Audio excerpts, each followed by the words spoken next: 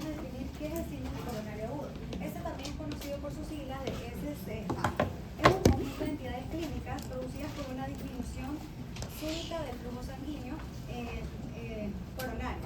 Que básicamente, ¿qué va a ocasionar esto? Una isquemia miocárdica aguda. Sin embargo, es importante también entender que el síndrome coronario agudo no va a corresponder únicamente a solamente, por ejemplo, una única enfermedad, sino que va a entablar distintas entidades, como son la angina inestable, el infarto agudo del miocardio sin la elevación del ST y el infarto agudo del miocardio con la elevación del ST.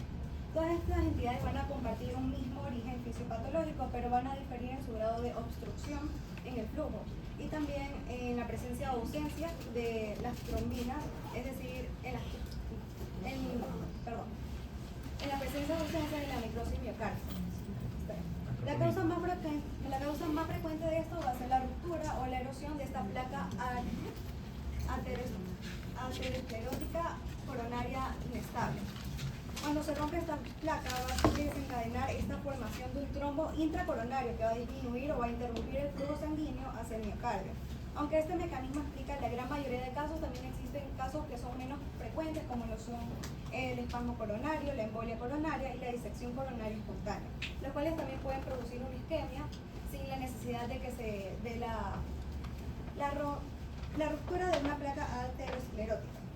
¿Cuáles son los tipos de infarto? Aquí nos indica la cuarta definición universal del infarto, que va a clasificar el infarto agudo del miocardio en 5 tipos. El tipo número 1 es el más frecuente y es el cual se basa la guía, en la cual nos explica que se va a producir por una ruptura o una erosión de la placa aterosclerótica coronaria con la formación de un trombo intracoronario. Esta es la que representa el mecanismo clásico de este síndrome. El tipo 2 no va a existir una ruptura de la placa, sino que aquí se va a ver un desbalance entre lo que es la demanda y la oferta del oxígeno. Puede ocurrir, por ejemplo, por una anemia severa, una hipotensión, shock, sepsis, taquicardia. Muy bien, esa es una buena clasificación. Miren, presten atención a lo que ella está diciendo, ¿verdad? ¿Ya? Por ejemplo, neumonía, ¿verdad? Que no ha sido tratada adecuadamente. ¿Ok? Un derrame pleural que usted no solucionó. Un paciente en UCI que está séptico, está con un pie diabético, ¿verdad? Entonces él se pasaría a hacer una clasificación tipo 2 porque eso es lo que está causando, ¿verdad? El síndrome coronario. ¿Ok? Sigamos. Bueno, el tipo número 3 va a corresponder a pacientes que tienen ya una muerte súbita cardíaca de probable origen isquémico. Esto se debe a que básicamente el paciente ya dio urgencias y no se pudo realizar correctamente la prueba de biomarcadores o poder confirmarse este diagnóstico. Básicamente vamos a poder descubrir que el paciente sufrió este infarto agudo del miocardio cuando ya se realiza la autopsia.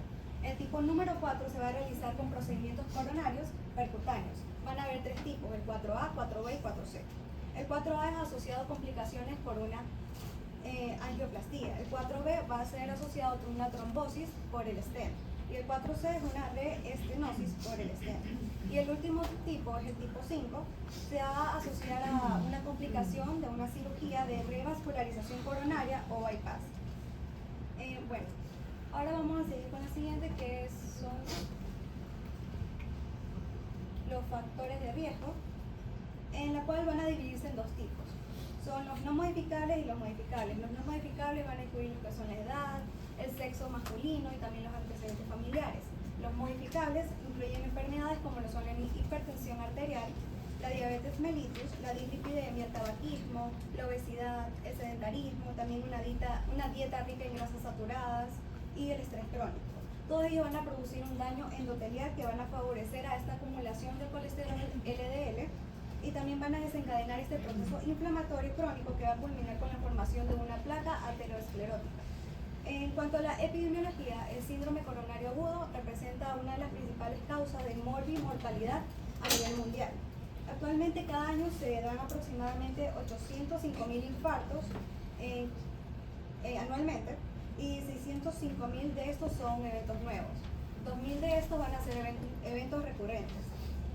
Sin embargo, gracias a la implementación de nuevas estrategias de regulación, también de una repercusión temprana y a la mejora del tratamiento cardiovascular, la mortalidad ha disminuido aproximadamente un 15%.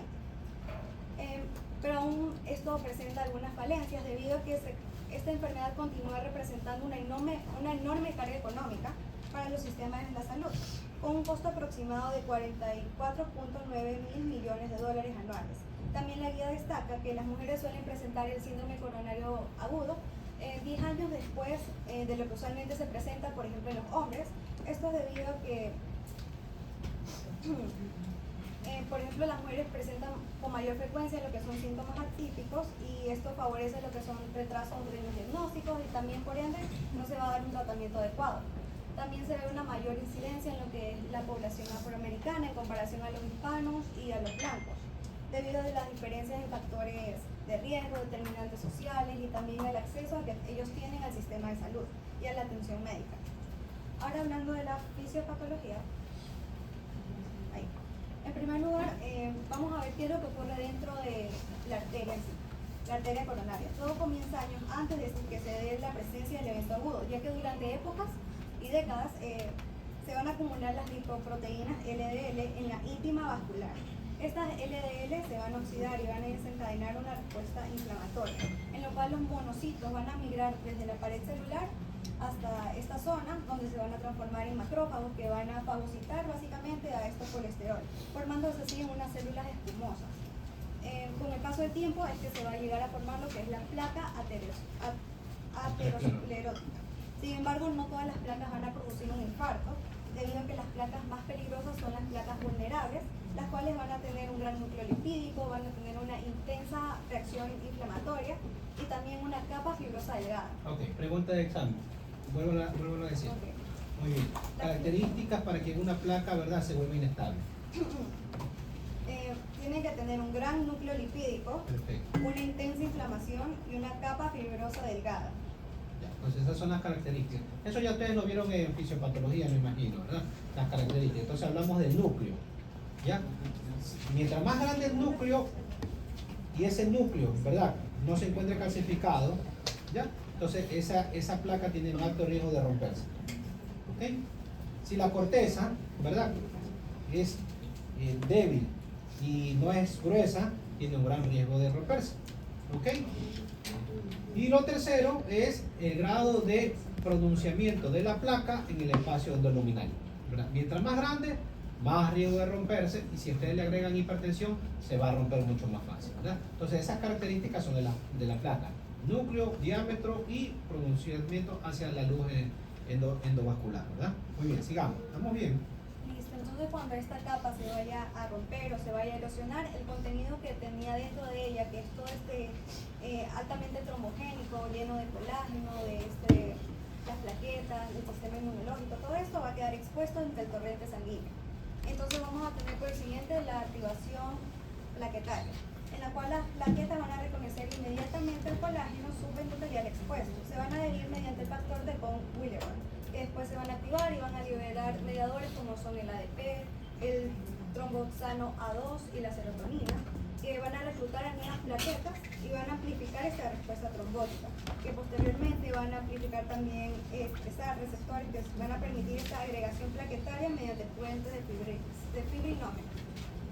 Ahí tenemos lo que es la cascada de coagulación, en la cual de manera simultánea se va a activar esta vía extrínseca de la coagulación. Primero se va a generar lo que es la trombina, que de ahí, mediante la trombina, el fibrinógeno va a pasar a fibrina. Esta fibrina, ¿qué va a hacer? Va a estabilizar el trombo, formando una red que va a atrapar las plaquetas y los eritrocitos, por lo tanto formando así un trombo intracoronario organizado. Y ahí por último tenemos ya lo que es la isquemia. Cuando el trombo reduce significativamente ya el flujo coronario, va a aparecer este desequilibrio entre la placa, entre la oferta y la demanda de oxígeno.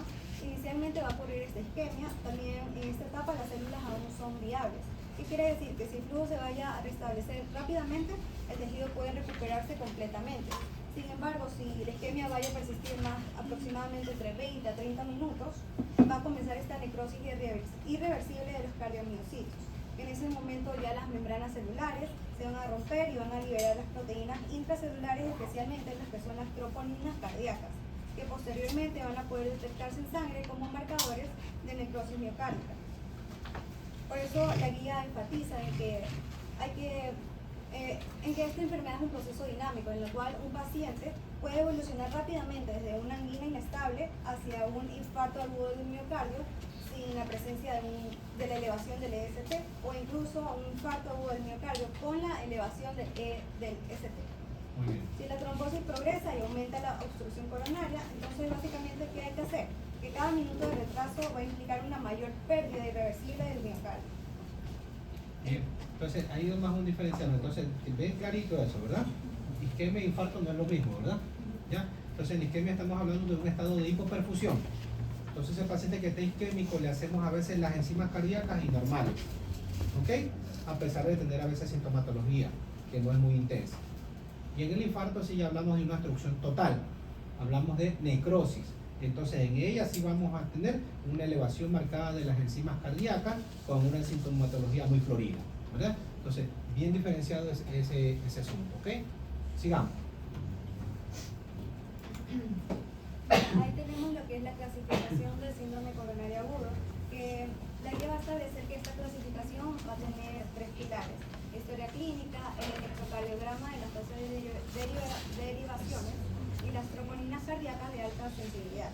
El electrocardiograma debe obtenerse e interpretarse dentro de los primeros 10 minutos desde el primer contacto que se tiene con el paciente, ya que permite identificar rápidamente a los pacientes que necesitan una repercusión inmediata. También una aclaración importante es que este se va a clasificar en 2 grandes grupos, que van a ser el no STEMI y el STEMI, que es como se mencionó anteriormente, que es el síndrome coronario con elevación del ST, y el otro va a ser el síndrome coronario sin elevación del ST. Perfecto. Miren, a ver, solamente aquí en este gráfico, ¿verdad? Entonces veamos ahí. Entonces el coronario lo dividimos con elevación del ST, sin elevación del ST. ¿Cuál es la génesis? En la elevación del ST se taponó todo, ¿ya? Se taponó todo. Entonces aquí tenemos un supradesnivel con elevación del punto J, por eso le ponen aquí, ¿verdad? Entonces usted le hace biomarcadores, están positivos todos y la sintomatología es muy florida. Como esto tocó toda la pared, esta lesión es de tipo transmural, ¿ok? Sin elevación de la ST vemos que todavía existe luz, ¿verdad? Entonces por ahí todavía sigue perfundiendo. Entonces como no afecta toda la pared, esto es de tipo subendocárdico, ¿ok? Todo esto de aquí sin elevación del ST son subendocárdicos, ¿ok? Y podemos tener 2 presentaciones.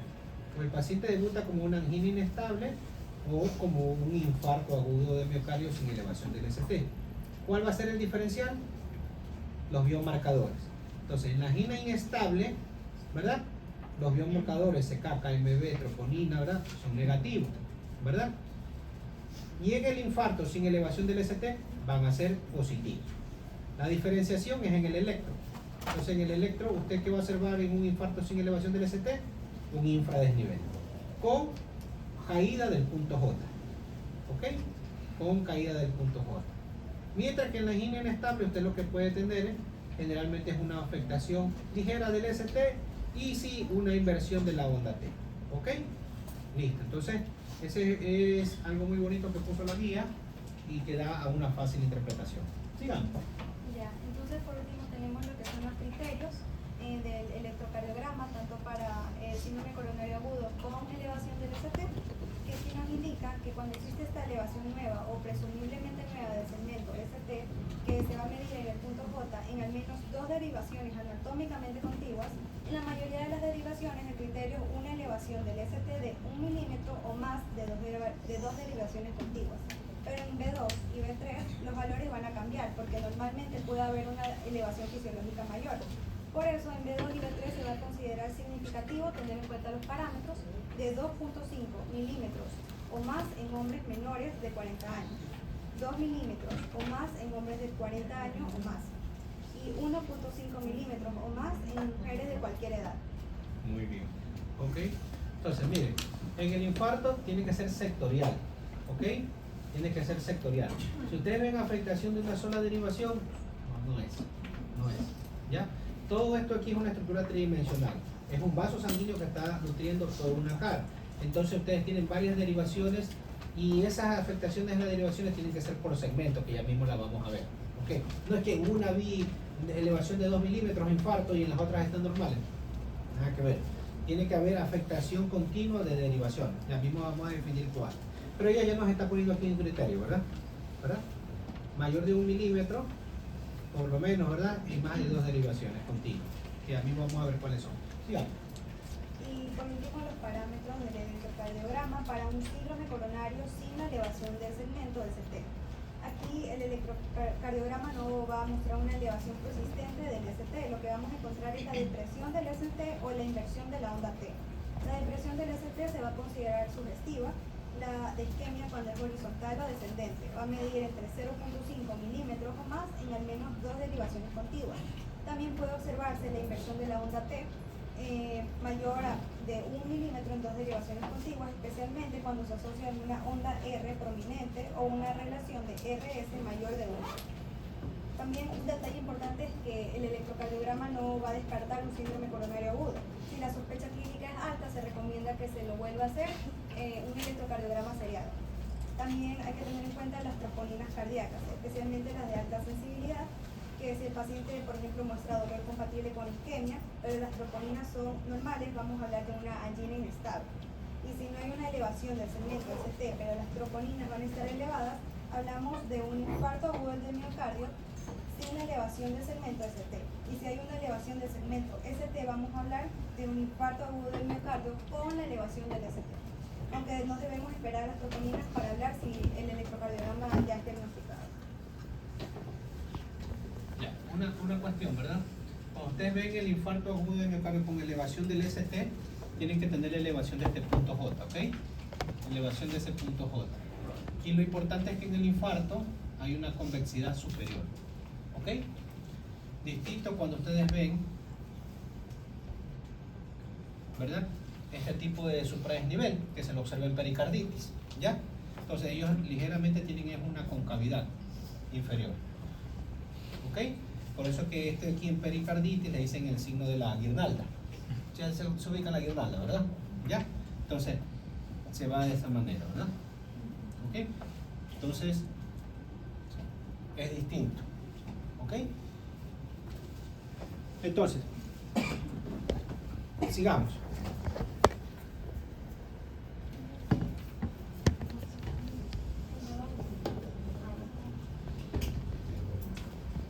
Continuando con las manifestaciones clínicas que tienen los pacientes, el síntoma cardinal va a ser el dolor torácico isquémico, van a referir que el dolor es retroesternal, que es opresivo, van a sentir como que tienen un gran peso encima, la duración es de más de 20 minutos normalmente y la gradación es a varios lugares, el brazo izquierdo, puede ser a ambos brazos, la mandíbula, el cuello, la espalda y el epigastrio. Normalmente también se lo ve que está asociado a diaforesis, náuseas, vómitos, ansiedad, disnea y una sensación de muerte inminente. Ahora, la guía pone 2 abordajes para el diagnóstico. Primero pone el abordaje prehospitalario. En este de aquí, lo primero que se hace es que si tienes un paciente con sospecha de síndrome coronario agudo, debes hacer un electrocardiograma a los 10 minutos desde el primer contacto. Y este electrocardiograma tiene que, si es que el paciente tiene el síndrome coronario agudo, con STEMI va a mostrar el segmento ST elevado, un supranivel. Si es que el paciente, bueno, la segunda manera de hacer, si es que sigue teniendo la sospecha que el paciente tiene síndrome coronario agudo y en el primer electrocardiograma no se vio una alteración en el segmento ST, se va a hacer electrogramas seriados para confirmar eso aquí.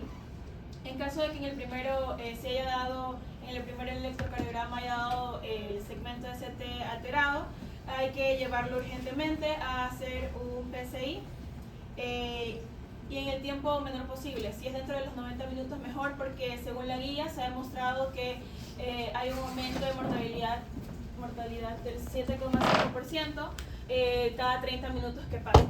Muy bien, entonces, muy bien, mira lo que está diciendo. Entonces, paciente con dolor, ¿verdad? Cortejo neurovegetativo, diaforético, ¿verdad?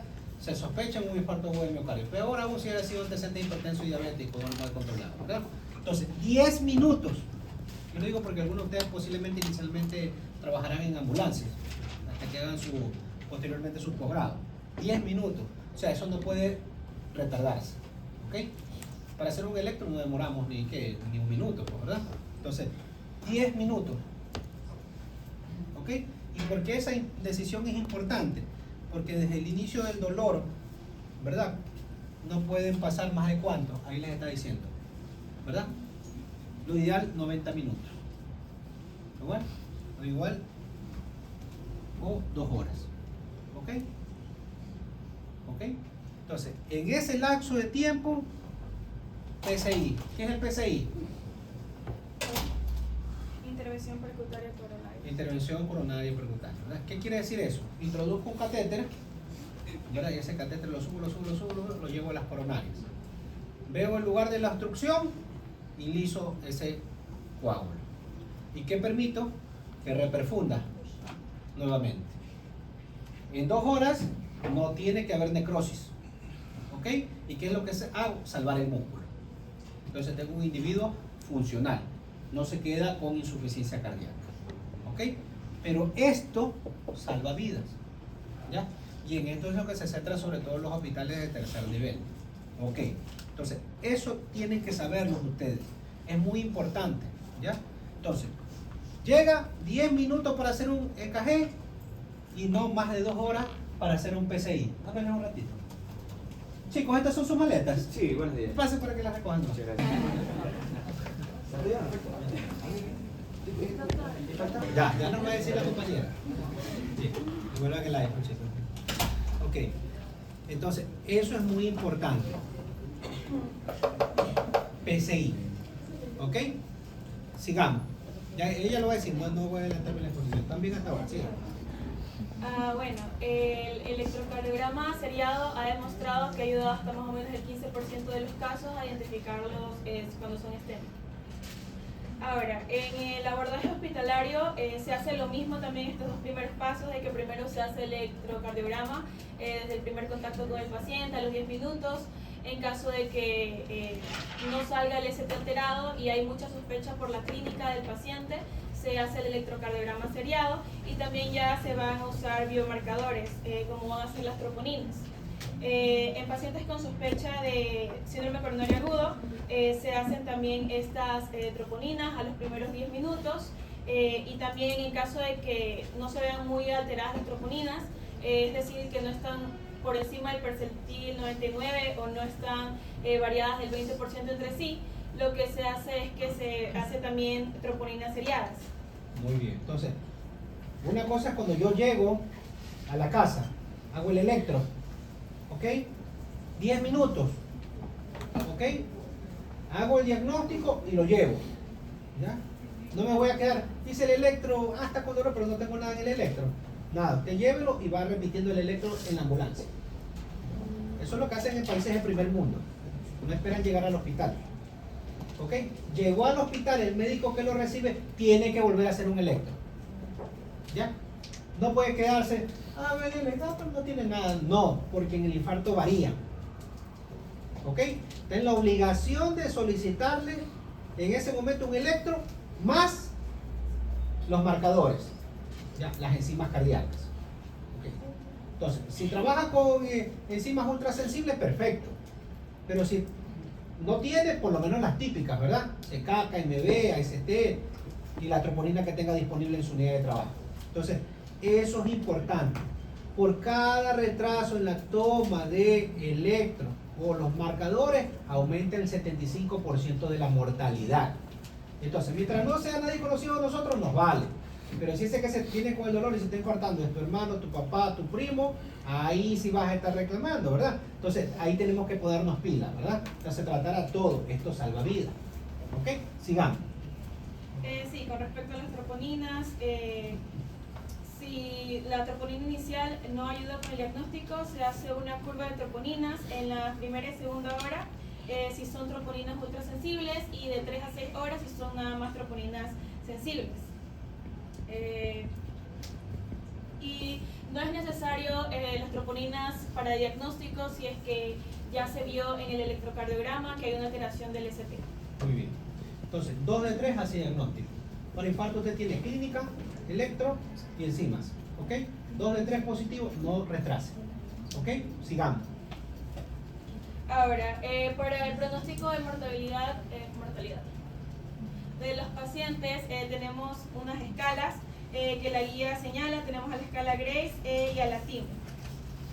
escala Grace lo que indica es la mortalidad hospitalaria dentro de 6 meses y el riesgo que tiene también el paciente de morir dentro de 1 a 3 años. Aquí nos dan ciertas características que depende de la edad. No dan puntuación aún, pero igual dicen que depende de la edad. También ponen una escala que es la KILIP, que el KILIP 1 significa que no hay insuficiencia cardíaca, KILIP 2 es que hay una insuficiencia cardíaca leve, KILIP 3, edema agudo de pulmón, y el 4 es que hay un shock cardiogénico. También ponen que depende de la presión arterial sistólica, la frecuencia cardíaca, una desviación en el segmento ST, ataque cardíaco, la creatinina sérica, midiendo la función renal, y que los biomarcadores cardíacos estén elevados. Muy bien, la que nosotros más utilizamos es la TIMI. ¿Tienen ahí la TIMI? ¿Podemos escribirla solamente en esa ley? O si no, aquí yo les ayudo, ¿verdad? 30 días. ¿Ya? O sea, el que se infartó tiene riesgo de morir hasta el año. ¿Ok? Ya la internación normal de un paciente infartado toma a veces 2 o 3 semanas. ¿Ok? No piensen que ya lo lisamos, chévere, ya se solucionó el problema. No, tiene riesgo de morir hasta el año. ¿Ya? Entonces, la edad es muy influyente, pues, ¿verdad? Más viejito, mayor riesgo. La clasificación de KILIP más alta, mayor riesgo. Si esa presión arterial también usted no la controla de manera adecuada y se quedó, por ejemplo, con una fracción de eyección baja y presión baja sistólica, mayor riesgo. Si no corrige usted la frecuencia cardíaca, ese corazón, aparte de infartado, sigue corriendo, se va a morir, ¿verdad? Los Por eso, microinfartos también tienen ese tiempo de espera hasta ¿los qué? Los microinfartos. ¿cómo los microinfartos? Cuando dicen, ha tenido microinfarto. Ya, eso no existe, pues, ¿verdad? Lo que ha tenido es angina inestable o infarto agudo hemisferio sin elevación del ST. ¿Ya? ¿Ya? Esos ahí pueden convertirse en un infarto con elevación del ST. ¿Ya? Y bueno, los factores de riesgo, el peso, miren que el peso siempre es un factor de riesgo grande, ¿verdad? Todo eso influye, ¿verdad?, en la mortalidad. Entonces el TIMI no es necesario que se lo aprendan de memoria, pero ya saben que si les llegó un infartado, saquen su calculadora médica y ahí están los parámetros, introduzcan los datos nada más y permiten sacar ustedes el porcentaje de mortalidad. ¿Ok? Sigamos. Sí, y el TIMI que se divide para los que no tienen el segmento ST elevado y para los que tienen el segmento ST elevado, que son quienes ya tienen puntaje, y es edad de entre 65 y 74 o mayor a 75, le dan de 2 a 3 puntos, un KILIP clase 2 a 4 se le da 2 puntos, presión arterial sistólica menor a 100, también 3 puntos, frecuencia cardíaca mayor a 100 latidos por minuto, 2 puntos, si hay alteración o elevación en el segmento ST, 1 punto, y si el paciente tiene diabetes, hipertensión o angina, se le da 1 punto. Asimismo por el peso y el tiempo que lleve de tratamiento, si es de más de 4 horas. Ok, sigamos. Aquí un pequeño resumen de todo lo que ya se dijo. Lo principal es hacer una buena historia y examen físico, luego se hace el electrocardiograma en caso de que esté con el ST alterado. Se va al manejo porque se da un diagnóstico de síndrome coronario agudo. En caso de que no sea así, se hace el electrocardiograma seriado y se usan los biomarcadores. Muy bien. Como la troponina. Sigamos. Bueno, continúa. Ahí, pero ahí vamos al paro, todavía no lo matemos. Ya, a ver. Entonces, ¿qué es lo importante? Ustedes llegaron como médicos en ambulancia al paciente, realizaron el electro, hay un supradesnivel del ST. Ok, ¿cuál es el siguiente paso? ¿Cuál es el siguiente paso ahí? 2 horas para hacer PCI, ¿verdad? Entonces, lo importante es ahí decidir dónde lo voy a llevar. ¿A dónde lo voy a llevar? ¿Al hospital Guayaquil? A un hospital de tercer nivel. Entonces eso tenemos nosotros ya listo en la cabeza. ¿Cuáles son los hospitales de tercer nivel aquí? El de aquí. ¿Ah? El de Guayaquil sí es de tercer nivel. ¿Tercer nivel? Este también. Es de tercer Teodoro, nivel. ¿cuál más? No, Guasmo no es. Bajo el hospital general. Montesinaí. Es el segundo nivel del Seimus. Montesinaí. ¿Ah? El pulso, muy bien. Y dentro de las clínicas, claro, el pulso. ¿Cuál más? Las clínicas. Guayaquil. ¿verdad? Y tenemos también, sí, pero la Kennedy, bueno, la Kennedy la que queda por el San Marino, ¿ya? Y ¿cómo se llama? San Francisco más o menos, ¿ya? Y ¿cómo se llama la que queda aquí en el sur? La Arciba, ¿verdad? Ya, porque no se trata de que yo lo lleve a un hospital, tiene que hacerse un procedimiento. Y este procedimiento solamente lo hacen hospitales que son especializados, ¿ya? No todos los hospitales son especializados. Por ejemplo, Los Ceibos no es un hospital general, ¿ya? Es un gran dispensario. Ellos no hacen PCI, ¿ya? Por eso ellos no manejan ni infarto o miocardio ni ictus cerebral, ¿ya? Hospital Guayaquil me quedo en duda, desconozco verdaderamente, creo que sí, porque tengo un colega que Sí, creo que hace Sí, hemodinámica es ya. porque el día lunes que estábamos en Ya. guardia, a una oncológica la derivaron para allá, porque ese sí era de tercer nivel. Ya. Entonces, el pulso definitivamente sí. Entonces, como ustedes pueden ver, como que no hay muchos lugares donde llevar al paciente, ¿verdad? Sí, es de tercer nivel. ¿Ya? Entonces, la decisión no va a ser solamente El Guayaquil. no voy a, sino escoger el lugar de manera Sí. adecuada. En países del primer mundo todo está conectado. Tengo un paciente, le acabo de hacer el electrocardiograma, está en elevación de CT, necesito un lugar donde hagan hemodinamia. ¿Ya? Entonces ellos buscan en la red por cercanía y disponibilidad también, ¿verdad? Porque tiene que estar el equipo íntegro y el equipo de también talento humano presente. Ya, llévalo tal y se va para allá. ¿Ya? Porque tiene un lapso de 2 horas de hacer PCI. 2 horas. ¿Ok? Esa es la tasa de éxito. Pero imaginemos que estamos en Ecuador, ¿ya? Y vive por el Empalme, tal persona. Se me está infartando el paciente, no hay ambulancia, no hay gasolina para la ambulancia. Ya, la llanta está hasta que sale de allá, pues, ¿verdad? Ya. Por ahí están quemando llantas en las calles, más por atrás, todo, ¿verdad? Entonces, llega acá, no llega a las 2 horas, no digo que llegue a las 2 horas, ¿verdad? Entonces yo tengo un lapso de tiempo hasta las 6 horas, ¿verdad? ¿Qué hago ahí? Entonces, ahí yo hago fibrinolisis química.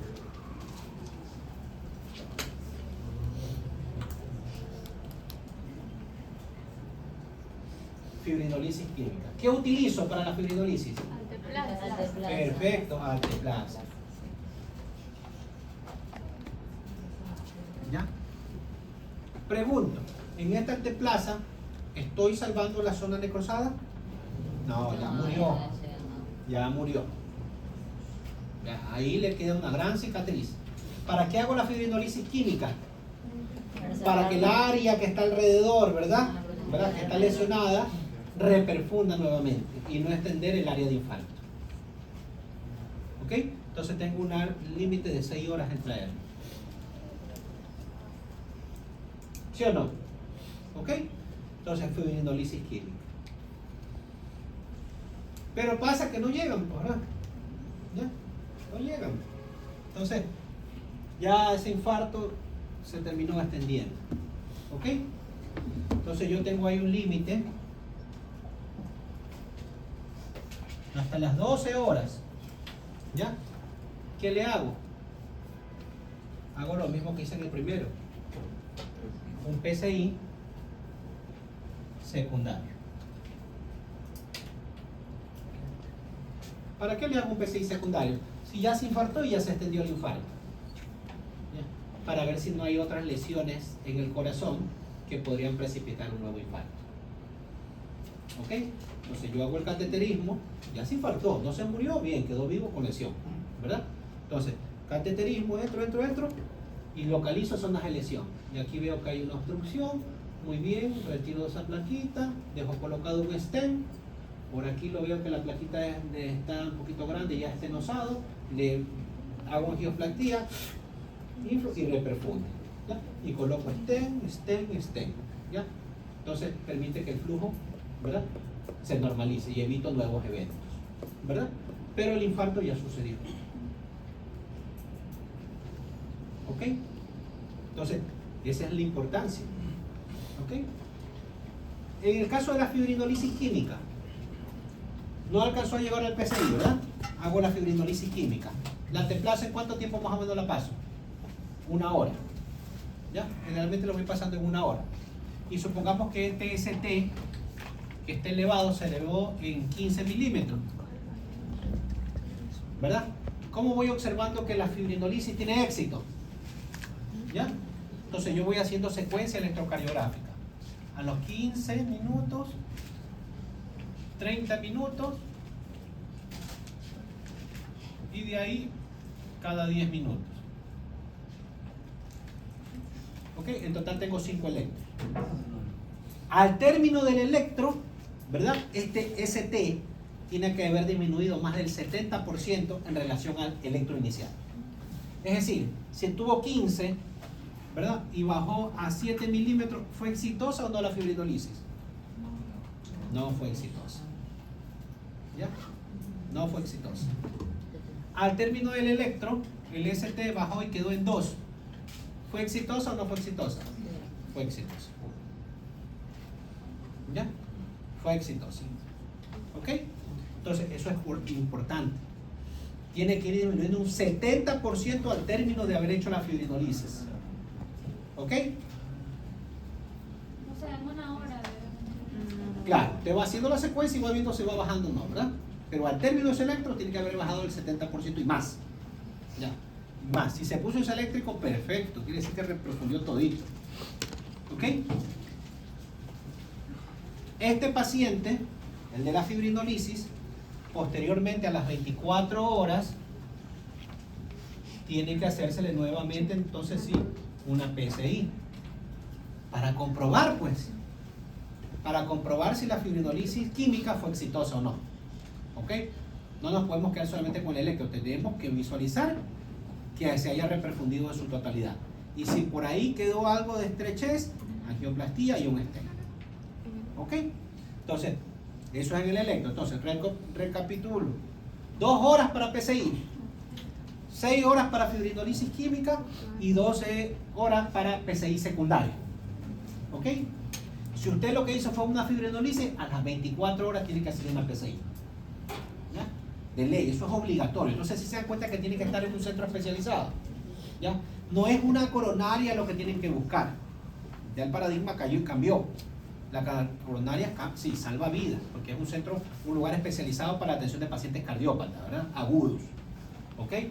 Pero ya no solamente es buscar una coronaria, es buscar un lugar donde tenga servicio de hemodinamia. ¿Ya? Entonces, esto es algo muy bonito. Espero que la mayor parte de ustedes, por ejemplo, opten por una especialidad, ¿verdad?, de hemodinamia y no se queden simplemente en cardiología. ¿Ya? Una pregunta. ¿Por qué se dice ese en el primer caso y en el último caso? ¿Por qué no se hace también en el segundo caso especialista?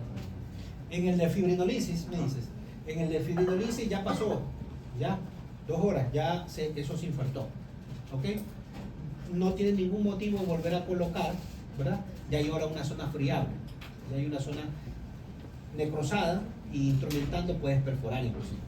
Entonces ya no se agrede más, ya ese murió. Lo que tienes que hacer es reperfundir la zona alrededor y eso lo hace suficiente con fibrinolisis química. ¿Ok? Sigamos. Ahora, el manejo terapéutico cuando los pacientes tienen un paro cardiorrespiratorio.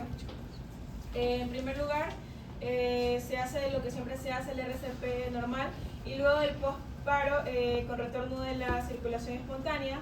Se ve si es preferible mandarlo, si es que está en un servicio de emergencia normal, derivarlo a un lugar especializado para que se le pueda hacer el PCI.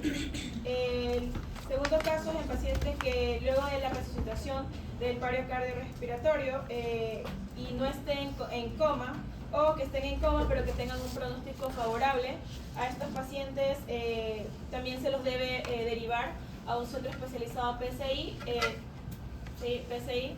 para que tengan mejores probabilidades. El tercer caso son pacientes que hayan tenido un paro cardiorrespiratorio, que estén en coma y que no tengan un pronóstico favorable. En estos pacientes que también tienen evidencia de STEMI, se los puede derivar también, pero tienen que evaluar otros factores para ver si es favorable o no para el paciente realizar el PCI o la angiografía. Y por último, cuando ya no es favorable, es en pacientes que han sido resucitados, que están en coma luego del paro cardiorrespiratorio y que también no se encuentran estables ni hemodinámicamente ni eléctricamente.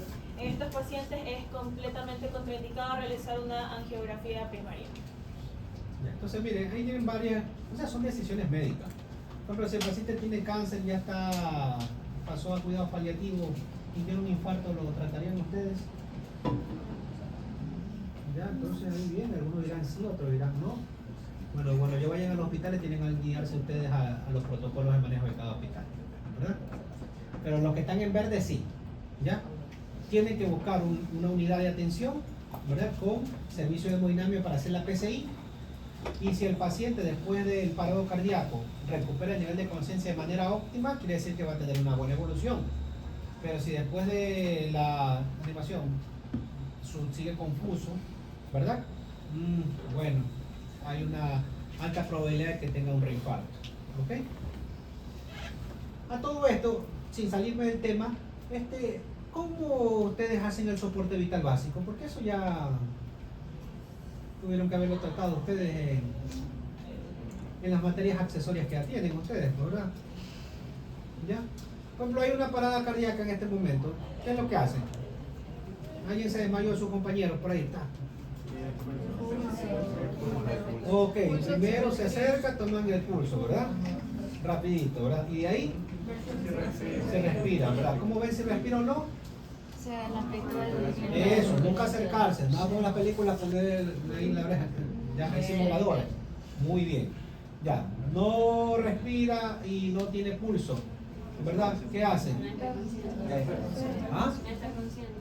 ¿Ya? No, obviamente, pues, ¿verdad? No respira, no tiene pulso, no está consciente, ley. Hay que hacer, Ya, ¿qué hacen de ahí? hay que levantar la barbilla. Eso, muy bien. Tracción mandibular para ver si, ¿cómo se llama? Hay posibilidad de que vuelva a respirar, ¿verdad? No da éxito, ¿qué hacen inmediatamente? Se entuba. No, no se entuba, se le pone la mascarilla. No, antes de eso. Eso, antes de cualquier cosa. Si usted está solo, coge su teléfono, marca 911 y lo pone en altavoz. ¿Ya? Eso tienen que hacer porque una vez que inicien la reanimación, no pueden parar. ¿Ya? No pueden estar, espérate un ratito. No. ¿Ya? No pueden parar. Entonces, para eso está el altavoz. Y llaman y mantienen comunicación. ¿Ok? Y si usted está ahí con acompañado, lo mandas a uno a que busque rápidamente, ¿cómo se llama? Ayuda al 911 y busque el DEA. Y busque el DEA. Entonces también eso es necesario. Por ejemplo, si está solo es medio complicado, a veces no hay DEA en todo lugar. ¿Han visto DEA aquí en el hospital? No hay. ¿En el mall han visto los DEA? Ya, claro, cerca del cine hay uno. Ahí está clarito, ¿verdad? Ahí está clarito uno.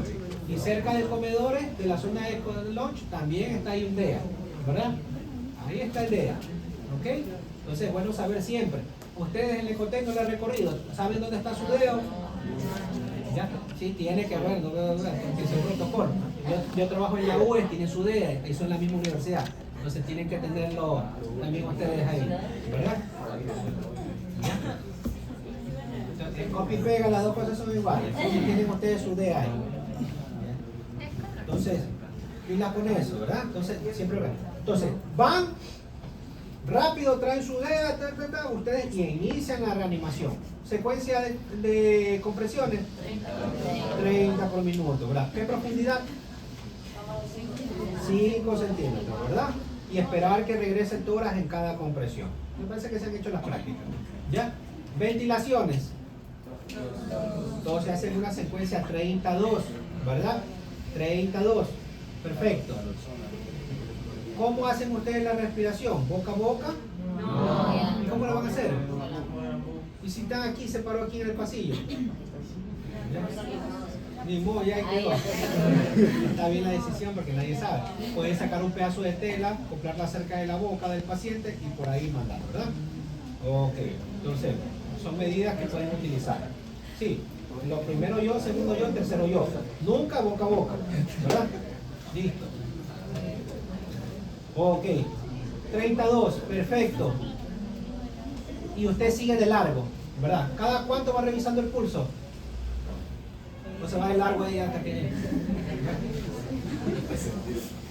¿Cada cuánto revisan el pulso? Cada 2 minutos. Entonces ahí van contando. 1, 2, 3, ya entonces van la secuencia de segundos, pues, ¿verdad? Ya van bien. Entonces cada 2 minutos revisan el pulso. ¿Ok? Doctor, 30 dosis cuando son 2 personas, cuando hay 2 personas. Cuando está una persona, lo que más se trata es liberar las compresiones. Compresiones, si quieres, ventilación. Ya, dependiendo, por eso te digo, depende de... Boca a boca no das. Ya, boca a boca no das. Pero depende, ¿verdad? Todo depende. ¿Ya? Si es conocido, tal vez ahí. Si es un extraño, no le hago para nada. ¿Ya? No le hago. Pero cada 2 minutos revisa el pulso. ¿Ok? Si están varios, se turna. ¿Verdad? Cambia. Ahí cambia. Ese es el momento del cambio. ¿Verdad? Y así se mantiene hasta que llega, ¿verdad?, la ambulancia. Ahora, si tiene el DEA, entonces en los 2 minutos para, ¿verdad? Y le coloca ahí rapidito. ¿Ya? Y espera el aparato y le guía. Le dice, pare las compresiones. Y le dice ritmo. Desfibrilar. Desfibrilar. Inmediatamente revisa el pulso. Si no hay, reinicia nuevamente la compresión, ¿verdad? ¿Ya? Y ahí el aparato nuevamente le dice, pare. Analiza el ritmo, desfibrilamos. Regresó el pulso, perfecto. ¿Ok? Entonces, eso es algo que ustedes tienen que hacer, ¿verdad? Tienen que hacer en sus salas de simulaciones. ¿Ya?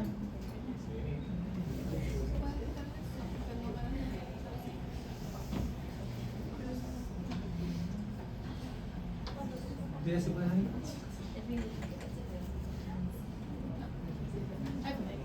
Ya, listo. Entonces, eso es muy importante, chicos, muy importante, ¿ok? Entonces, vamos. Llegó al hospital, ya lo salvó la compañera. Listo, llegó al hospital y lo está entregando. ¿Qué hace de ahí? No, ya hizo el EKG, todo, ya lo metió en la unidad de cuidados coronarios. Perfecto, ¿qué hace? ¿Ya? Pero hasta que esté en PCI, ¿verdad? ¿Ya tienes el quirófano? No, ya el médico ya viene, ¿verdad? Es 2 de la mañana, vienes en la casa, dejas llamado. Listo, tengan todo listo en hemodinamia. ¿Qué vamos haciendo en ese lapso de tiempo? Ya, vamos, dígale. Ahora, continuando con el manejo agudo, la guía ahorita establece que el oxígeno solo se administra a pacientes que estén con hipoxemia, porque antes decía que se le daba a todos los pacientes, porque se demostró que causaba eso mismo, hiperóxica y liberación de radicales libres de oxígeno. También establece que en pacientes que tengan el síndrome coronario agudo y que estén con hipoxia, es decir, con menos del 90% de saturación de oxígeno, se les tiene que administrar oxígeno, pero pacientes que no es beneficioso son los pacientes que estén con una saturación de oxígeno mayor o igual al 90%. El segundo paso es la analgesia. Esta solo se administra en pacientes que están presentando dolor en el momento. El medicamento de elección es la nitroglicerina sublingual. Sin embargo, no es muy común de encontrarla aquí en Latinoamérica, entonces lo que se usa es morfina. Y en el caso de que la morfina no esté funcionando, se puede usar nitroglicerina intravenosa o también fentanilo. Eso era mágico. Yo no sé por qué dejaron de traerlo. Cuando nos llegaban así los infartados, abre, sube la lengua. Luego, chiquete, desapareció el dolor. Ya, desapareció el dolor, ¿verdad? Pero ya no hubo morfina intravenosa, bueno, empezamos a utilizar morfina intravenosa. Luego hubo buprenorfina, que es mucho mejor, más específica, ¿verdad? Pero el problema es cuando la gente no sabía utilizarla, piensa que es agua bendita. Y luego ese paciente, caída la presión arterial, más chocado, ¿ya? Depresión del centro respiratorio, terminaban hasta en ventilador, ¿ya? Entonces, tienen que saber utilizarla, ¿verdad? Entonces, para eso tienen que ir a una unidad coronaria y entrenarse, ¿verdad? Entonces, pero muy bien lo que está diciendo, oxígeno, solo si satura menor de 90, ya, no es necesario todos oxígenos, eso es una práctica que los médicos tenemos más, ya, oxígeno, todo, ¿no? El oxígeno es un veneno, ya. Segundo, el control del dolor, no le va a estar dando paracetamol, ya, cuidado, le va a estar dando ibuprofeno, ya, o un tramador, ya. Entonces, hacemos, ¿cómo se llama? Manejo con nitroglicerina. Si no hay nitroglicerina, morfina. Si puede y tiene platita, buprenorfina. Todo depende, ¿verdad? Listo, sigamos. Luego continuamos con la antiagregación. Aquí encontramos al ácido acetilsalicílico y a los inhibidores de la P2Y12. La guía indica que se debe dar la aspirina, el ácido acetilsalicílico, siempre como pretratamiento lo más pronto que se pueda. se tiene que dar la dosis de carga, que es más o menos de 300 miligramos, y luego se mantiene con la dosis de mantenimiento, que es de 75 a 100 miligramos. Siga, está bien. Entonces, damos tratamiento, oxígeno, manejo del dolor, morfina, listo. Le damos aspirina, ¿verdad?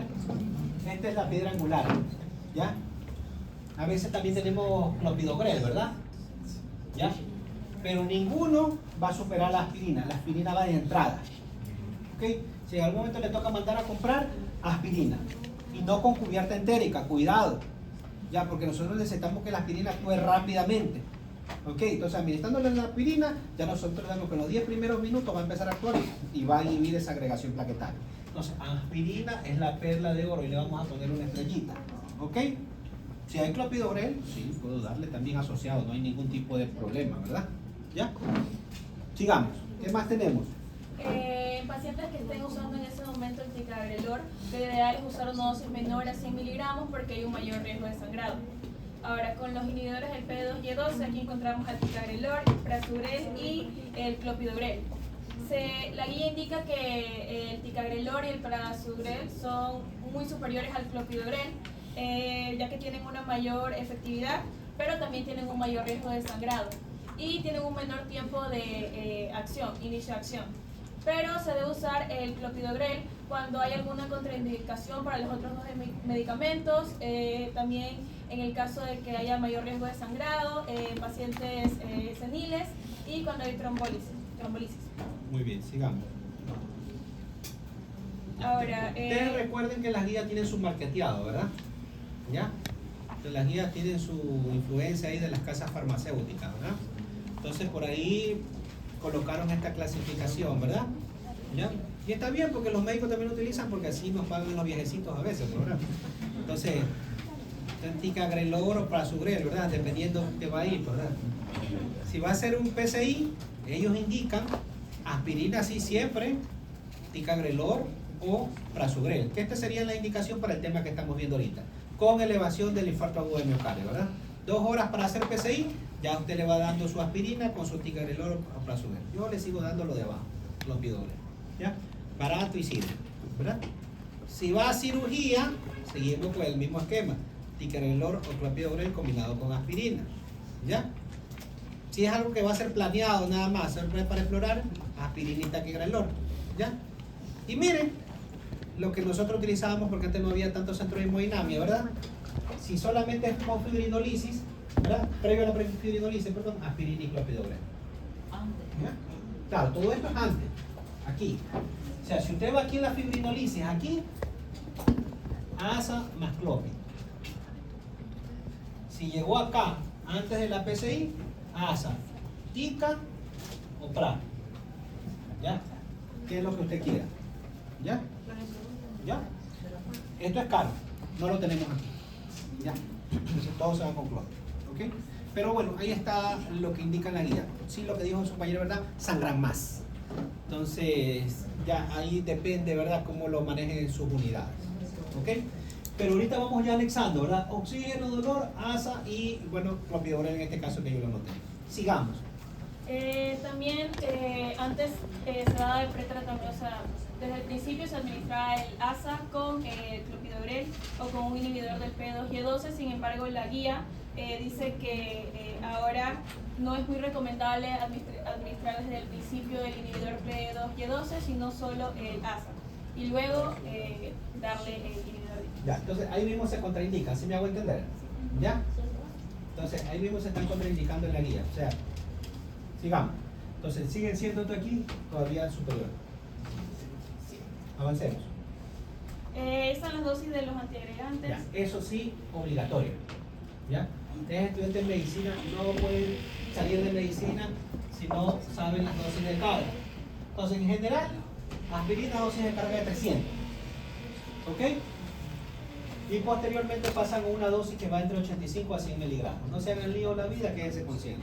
¿Ya? Entonces, 300 dosis de carga. ¿Ya? Y posteriormente se queda con 100 miligramos diarios. ¿Ok? Clopidogrel carga 300 y posteriormente se quedan con mantenimiento de 75 diario. ¿Ya? Esto es lo que nosotros llamamos el combo. Las enfermeras en coronaria están ya tan entrenadas que a veces no necesitan que el médico esté ahí. ¿Ya? Ya llegó el enfermero, lo acuestan, trae sus cositos ahí colgados, tome. Ya le puso la heparina y todo. Usted llega más ahí, ya le tiene preparado el electro, el primer electro tomado. Doctor, este es el primer electro, usted se acerca. Ya está bien, sí, hay que fibrinorizarlo. ¿Está? Ya doctor, inicia la infusión. ¿Y usted? Ya muy bien, avísenme cómo va. Me voy, 15 minutos de regreso, le cajé. Doctor, tuvo una caída de la presión arterial, le bajé la infusión a mitad de la dosis. Ya pasó la hipotensión, le mandé un bolito de 100, subió, le volví a subir la dosis. Ya está muy bien licenciada. Sí, ¿ya? Entonces ya están plenamente entrenadas en eso de ahí. ¿Ok? Pero lo importante son las dosis. ¿Ok? Sigamos. Las otras dosis no las vamos a revisar. Nos vamos a quedar con las que yo en este momento quiero que sepan, la parte básica. Sigamos. Y bueno, entonces la guía también lo único que menciona es que en el único caso en el que no se usa la dosis de carga de clopidogrel es cuando tenemos un paciente mayor de 75 años y que se le haya realizado fibrinolisis.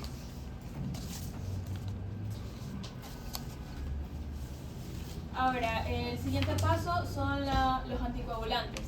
Estos se usan para tratar el trombo arterial y tratar de disminuir las complicaciones que puedan haber por las complicaciones trombóticas cuando se realiza el PCI. Depende de la estrategia de manejo. Si es trombólisis, se recomienda enoxaparina intravenosa. Si se da PCI, se recomienda dar heparina no fraccionada. Y sin embargo, si es que no hay o es difícil de conseguirla, también se recomienda vivalirudina o enoxaparina intravenosa. Ya, perfecto. Ahí ustedes tienen una amplia gama, ¿verdad? Pero lo más estudiado siempre va a ser enoxaparina. Su heparina es bajo peso molecular, de entrada. ¿Ya? Entonces, ¿la dosis cuánto es? Un miligramo, creo que un miligramo de peso. ¿Ya? Cada 12 horas.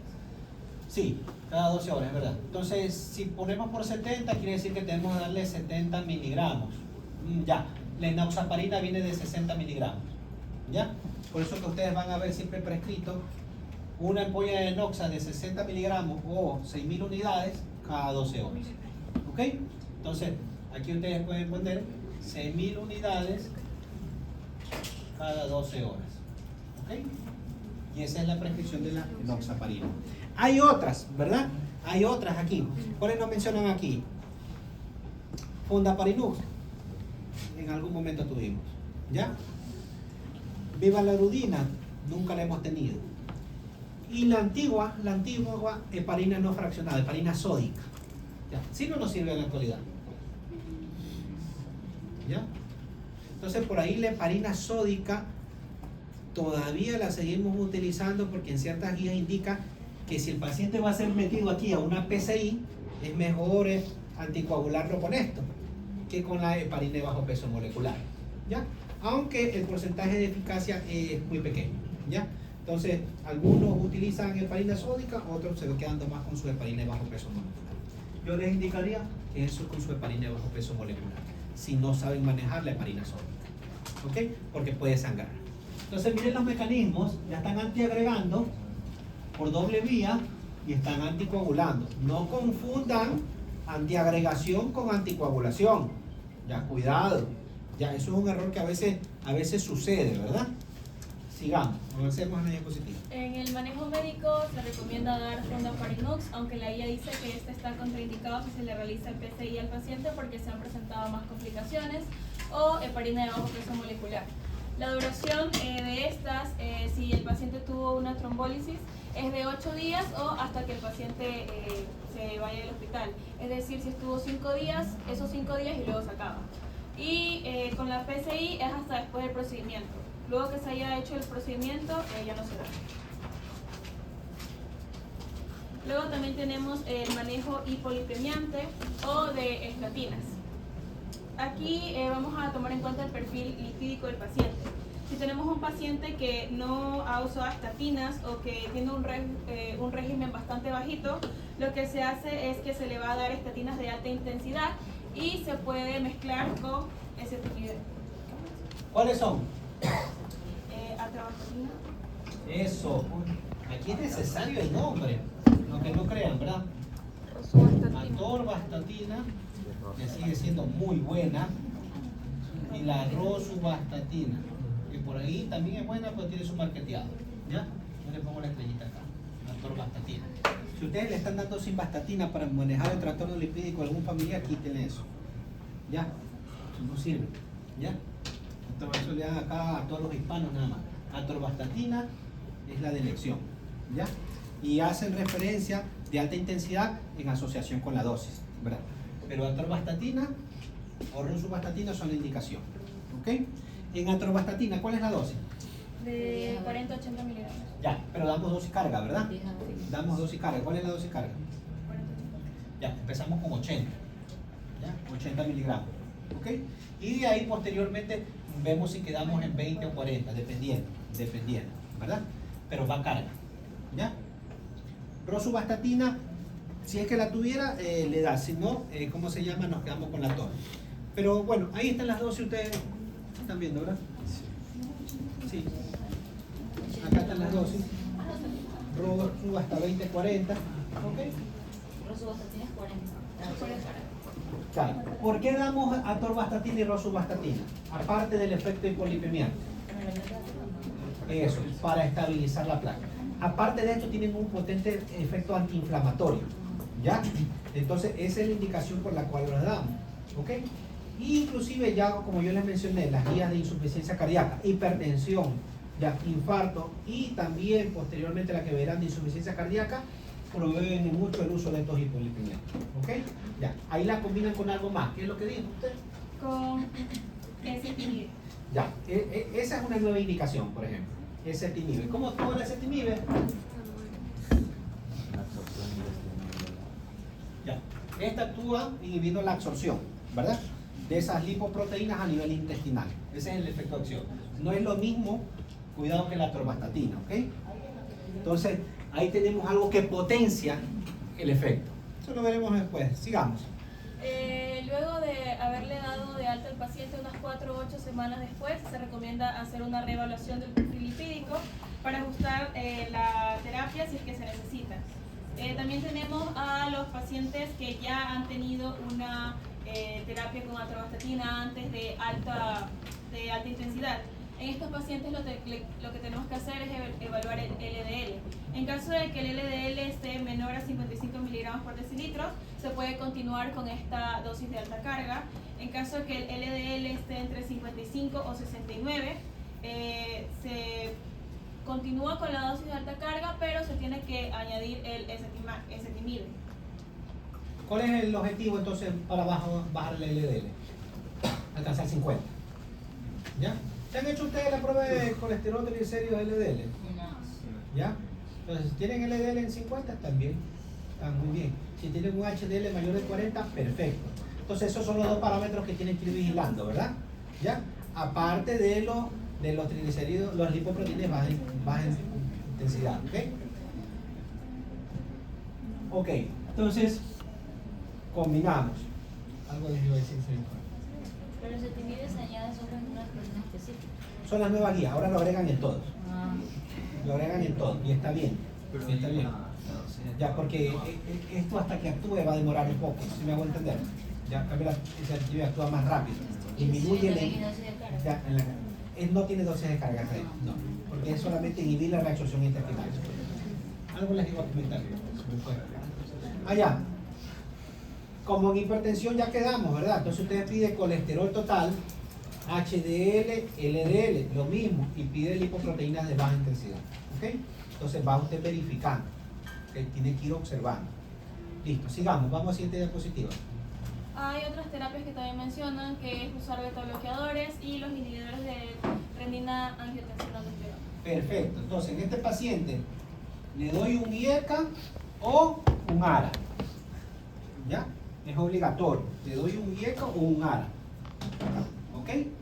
Obviamente está infartado, no le van a dar una dosis alta, pues, ¿verdad? Empiezan con dosis bajitas. Por ejemplo, en el caso de los IECA, el más famoso es el enalapril, ¿verdad? Y empiezan ustedes con una dosis de 10 miligramos, bajita. ¿Ya? No hay enalapril, ahí los sartán, entonces empecé con una dosis de 50 miligramos, bajito, ¿verdad? Tienen que ir vigilando al paciente. ¿Ok? ¿Por qué le dan esto de aquí? ¿Ya? Porque ya desde el infarto empieza a haber el remodelado cardíaco. Entonces usted tiene que evitar ese remodelado cardíaco.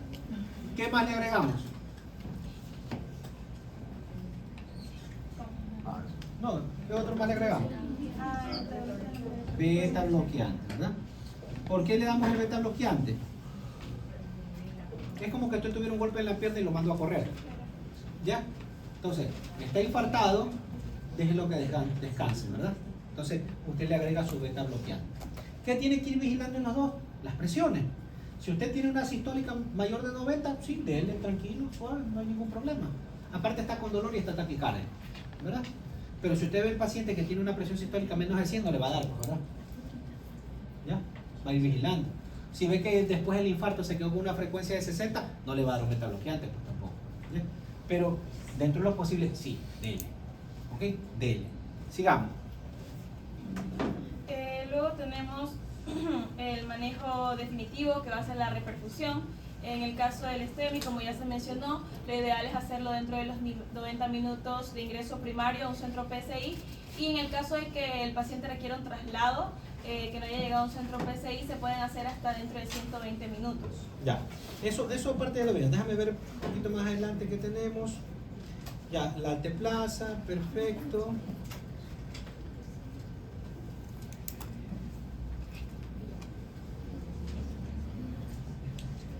¿Ok? Todo esto ha sido enfocado con elevación del ST. ¿Ok? Todo esto ha sido enfocado con elevación del ST.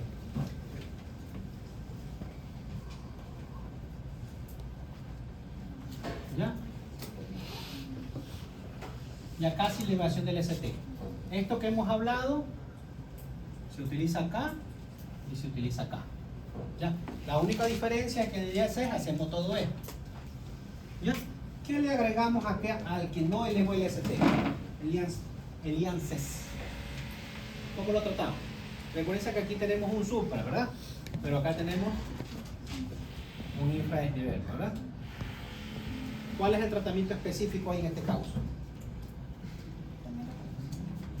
Claro, llegamos a la reperfusión, pero ¿qué? ¿Hay que hacerle PCI? ¿O hacemos perinolisis? Se evalúa. Ya, ¿qué le hacemos? A ver, de esa parte es lo que iba a hablar. Pues en el caso de infarto agudo de miocardio sin alteración en el segmento ST, lo que se hace es que se hace una estratificación de riesgo. Se lo divide, puede ser en un paciente inestable o con un riesgo bastante alto, depende de las características del paciente. Si tiene un shock cardiogénico, signos o síntomas de de falla cardíaca, como regurgitación mitral, edema pulmonar, angina refractaria, o tiene inestabilidad hemodinámica o eléctrica, se hace una estrategia invasiva inmediata, es decir, una arteriografía de manera rutinaria dentro de las primeras 2 horas. Ya, muy bien. Entonces, bien, ya le dio el combo, está bien, tenía que haberle dado el combo. Para cualquiera de los dos le da el combo. Entonces ese paciente de ley tiene que irse a una exploración, una PCI posiblemente, o inclusive hasta una geografía. Pero aquí yo tengo que darle el tirofibán. ¿Se acuerdan? Tirofibán. Ustedes ya han visto algo de cardiología, me dijeron en el grupo de ayer. Creo que han sido alumnos del doctor Mora por ahí, ¿no? Extraño, me dijeron que ya habían visto. ¿Ya? Tirofibán. No todos ven con el mismo. ¿No han visto? No todos ven con el mismo. Ya.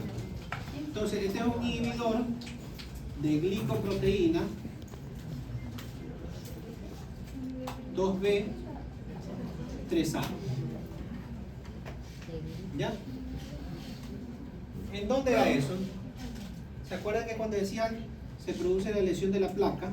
Entonces vienen las plaquetas. ¿Ya? Ahora, para que las plaquetas se unen, hay receptores. Receptores 2B con receptores 3A.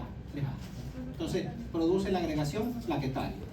Si yo le doy este tirofibán, impido que se unan. ¿Ya? Entonces, le doy un inhibidor de glicoproteína. Entonces, inhibe la agregación plaquetaria. ¿Ok? Entonces, este paciente, una vez que yo administro esto, puede posteriormente ir a algún tipo de procedimiento. ¿Ok? Recuerden que aquí el objetivo es evitar que se transforme en un infarto agudo miocárdico con elevación del ST.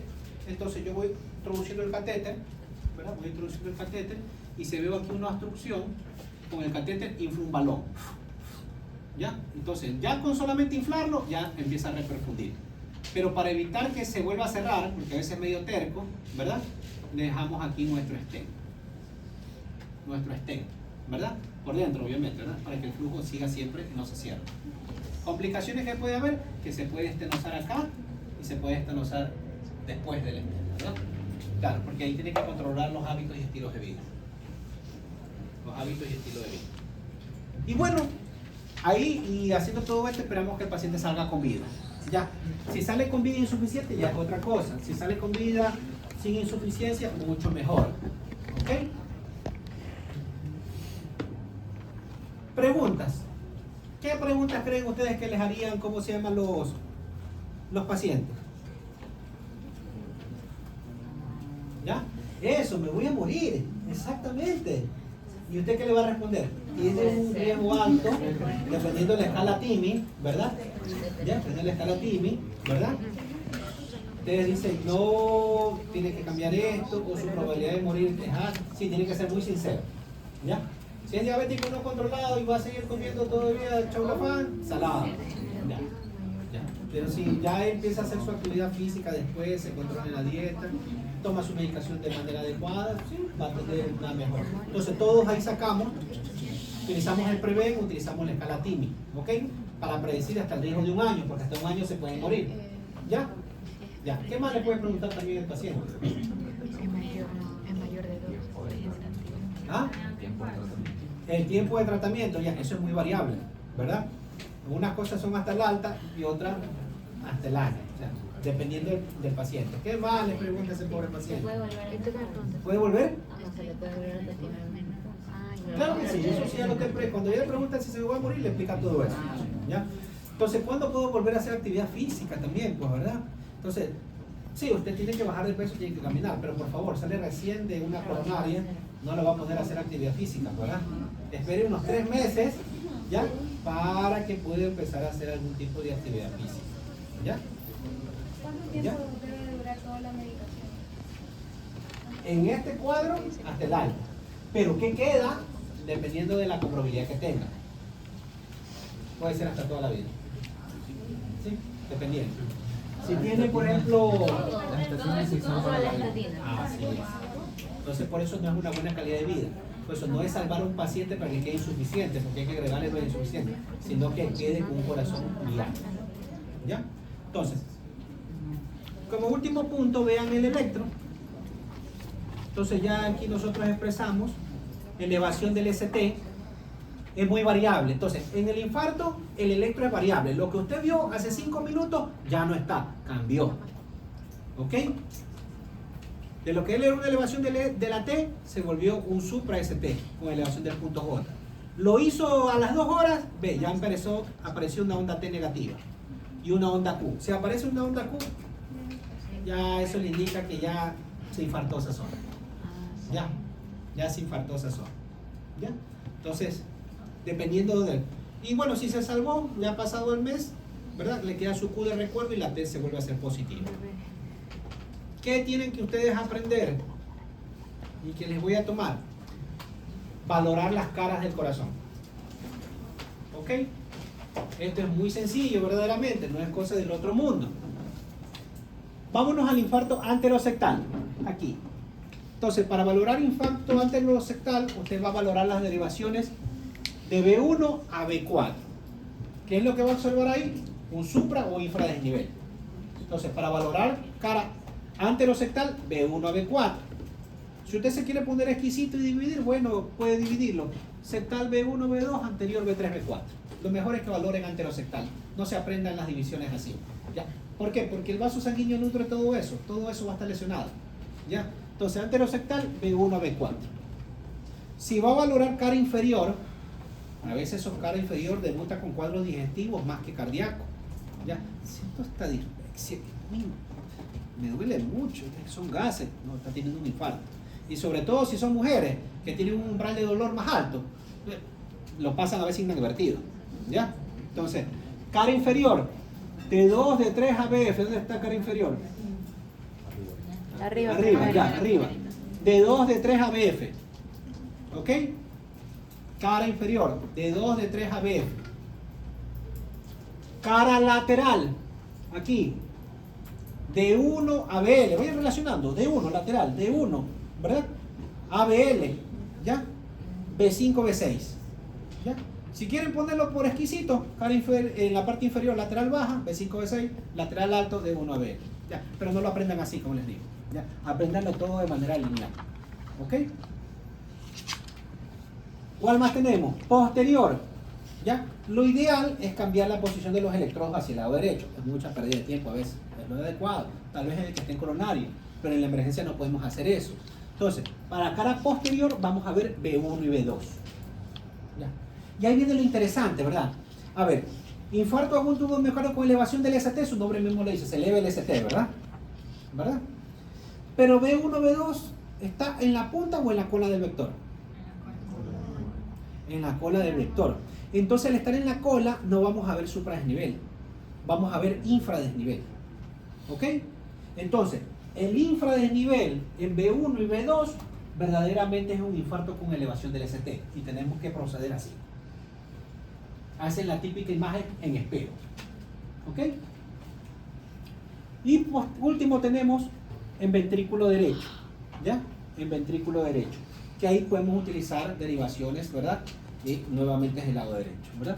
Ahí podemos hacer una valoración en B1. Vamos a verlo rapidito. A ver, veamos esa imagen. Quiero que se fijen en la línea A. ¿Ya? ¿Dónde vemos el supradesnivel? Ustedes siempre busquen la lesión más significativa. En un infarto van a tener infra, supra y algunas T medias anormales en el electro. Sí, porque es un infarto. ¿Ya? Pero ustedes buscan siempre el supra. Si no encuentran el supra, ya, ahí sí busquen el infra. ¿Dónde está? Esa es la forma. ¿Dónde está el supra? B1, B2, B3, B4. Pasan las horas, miren cómo se va elevando el ST. Y ya la T se puso negativa. Pasaron las horas, ya pasó la Q y la T sigue negativa. Se salvó el tipo, quedó con la Q. Pero acá tenemos que cogerlo nosotros. En el supra. B1, B2, B3, B4. B1, B2, B3, B4. Aquí está el supra, ¿verdad? Acá ya está la Q con la T negativa. Acá ya quedó el Q con la T que se volvió positiva y al final quedó, perdón, la Q ya con de recuerdo. Acá tenemos que cogerlo en las 2 horas. B1, B2, B3, B4. ¿Qué cara es? Anterosectal. Precordial, anterosectal. Ya, entonces, este es un infarto anterosectal. ¿Ya? Con elevación del ST. ¿Cómo lo vemos en un electro? Ahí. ¿Verdad? ¿Qué les llama la atención rapidito? Esto, ¿verdad? Esta elevación. B2, B3, B4. Entonces, esa es una elevación del ST en B2, B3, B4. ¿Qué cara es esa? Anterosectal. Anterosectal. Entonces, este es un infarto con elevación del ST anterosectal. Vemos nuevamente el electro. Rápidamente me llama la atención. Elevación, elevación, elevación y elevación. Okay. Si me pongo a buscar cosas por acá, de ley voy a encontrar, ¿verdad? Pero ya, esto es lo que más me debe llamar la atención. Entonces esto es un anterosectal. Pero si yo me fijo bien, hasta en B5 veo algo de elevación, ¿verdad? Sí. Pero si en B5 está elevado, también debería estar elevado en B6. No lo está. Entonces una derivación no suma. ¿Ya? Tiene que ser siempre sectoriales. Ah, ok. Veo acá rápido, veo supra en B1, D1, ABL, B5 y B6. ¿Qué cara está afectada? Cara lateral. Ya, entonces está lateral alto y lateral bajo. Por ejemplo, pongo en ese electro. ¿Verdad? ¿Dónde vemos los supra? D1, si ya D1 está elevado, me voy rápido a buscar en ABL. Así tienen que pensar ustedes. Si D1 está afectado, busco ABL. Y rápido me voy a buscar B5, no hay. Y B6, no hay. Entonces esto es un infarto lateral alto. ¿Ya? Miren acá, por ejemplo, acá hay infradesnivel. ¿Verdad? Claro, tiene su infarto, pero ese no es el más importante en este momento. ¿Ok? Tengo supra en D2, D3, ABF. ¿Qué cara está involucrada? Cara inferior. ¿Ya? Cara inferior. Si yo pongo un electro, veo D2, D3, ABF. ¿Ya? Miren que veo infra en B2, B3. Claro, también es un infarto, pero no es el que yo tengo que en este momento darle la mayor importancia. ¿Sí me hago entender? ¿Ya? Es al supra.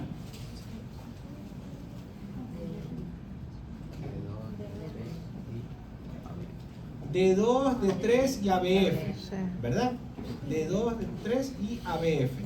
Está claro ahí.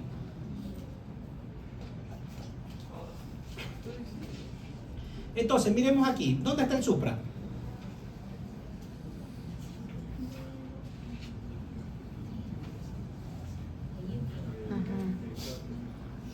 Ya, no hay, ¿verdad? Pero me llama la atención que en B2, desde B1, B2, algo de B3, está con un infradesnivel. Entonces, esta es la imagen en espejo. ¿Por qué? Porque esta está en la cola del vector. Esto verdaderamente es un infarto agudo de miocardio con elevación del ST. Veámoslo en un electro, ¿verdad? Entonces, a veces se les puede pasar cuando no tienen experiencia. ¿Ya? ¿Por qué? Miren, B1, D2, B3, B4. ¿Ok? Entonces, ahí ustedes tienen verdaderamente un infarto con elevación del ST. ¿Ya? Entonces, este es un infarto, tal como sale acá, posterior. ¿Lo ven en un electro? ¿Verdad? 2, 3, Ven ABF. B1, B2, B3, B4. No, hasta B3 nada más, cara posterior. ¿En dónde ves más el supra? ¿En dónde más ven el supra? En el 2, 3 y ABF. D2, D3, ABF. Entonces ahí en combinado. Hay un infarto con elevación del ST en cara inferior y en cara posterior. Claro, porque esto es una estructura 3D. Coge la posterior y coge de una vez, ¿verdad? Pero coge la cara inferior y coge la posterior. ¿Ya? Porque es el mismo vaso sanguíneo. ¿Ok? Entonces, ya esto es un infarto ya más complicado, o sea, más complejo, ¿verdad? Entonces ahí hay que actuar súper cerrado. Bueno, eso es lo que nosotros vamos a seguir practicando con los electros también. No olvidarnos que todo esto suma. Muy buena la exposición hoy día. Hola, Bien bebé. presentadita. Van Te dos- conocer de la vida.